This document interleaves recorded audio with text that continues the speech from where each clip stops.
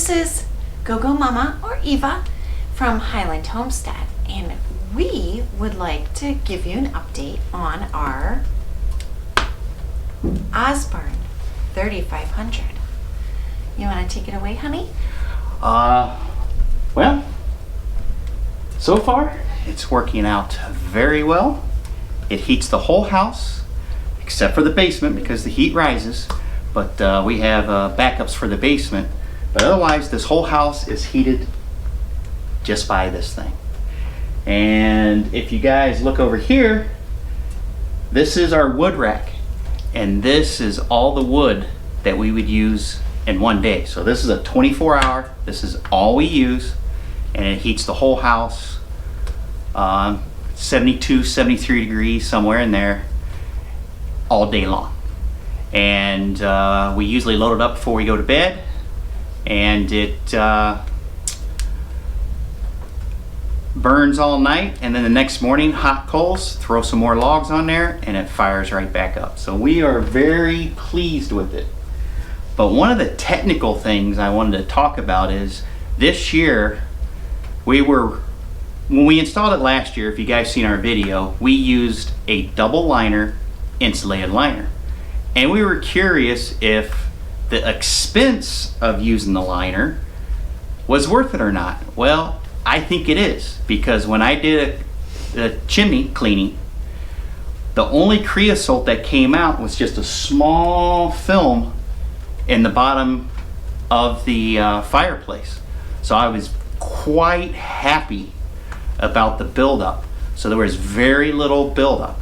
And So, honey, tell us a couple of the things that we've found out about the fireplace, especially with this handle here. What did you have to do with the handle?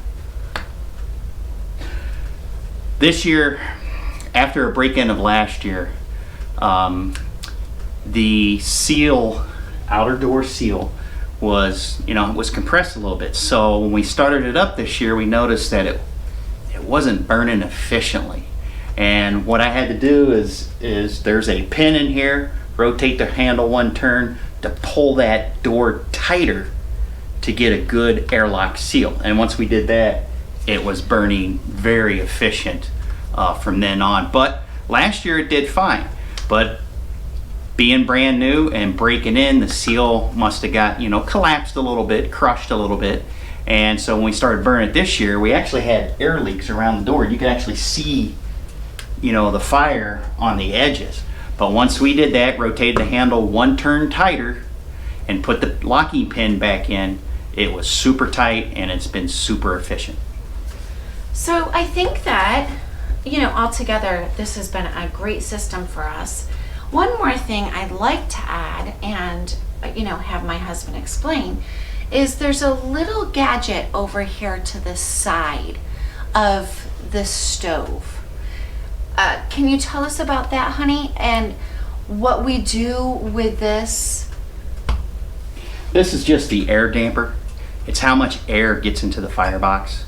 So if we want a long burn time, or if it's a super hot fire and the temperature's getting real hot, we can take this and throttle it down so that it burns at a slower rate, and it also allows it to burn longer. So when we load it up at nighttime, we close the damper and it burns all night long.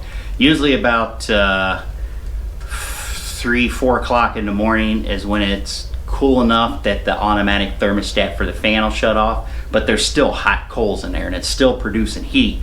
So when we get up to start for our day, we just throw logs in there, open up the air damper, and the thing fires right up. So we've been happy with it, and I know that there were concerns with some noise. We kind of fixed that, kind of a hillbilly engineering. We got a couple of wedges on each side, and I got this ash scoop wedged in there. This type of design, I wouldn't say is the greatest. It should be nut and bolt to where you can tighten it to keep from vibrations, but instead it's just little slide locking tabs, and it just slides in there. So once there gets a little bit of ash in the fan and it gets unbalanced, it wants to buzz. But we got 2 wedges and we put that in there. It keeps it tight, and it's not bad. We usually have the fan turned on high and we watch TV, we talk, we do whatever, and it doesn't seem to bother us. So I've also noticed that we have definitely had to clean out the fan from the ash in front of our fireplace also.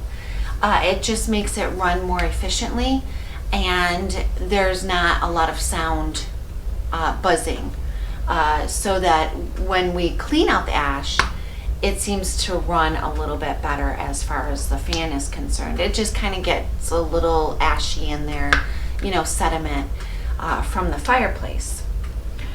So anyone, I think, right, honey, that wants to switch over to firewood for the season. So what would you say as far as how many cords we have gone through this year, and what do you think, you know, has been the efficient side of our fire insert as far as our log usage during the winter time? Well, last year we had 10 cords ready, and we probably only used 6.5 or so.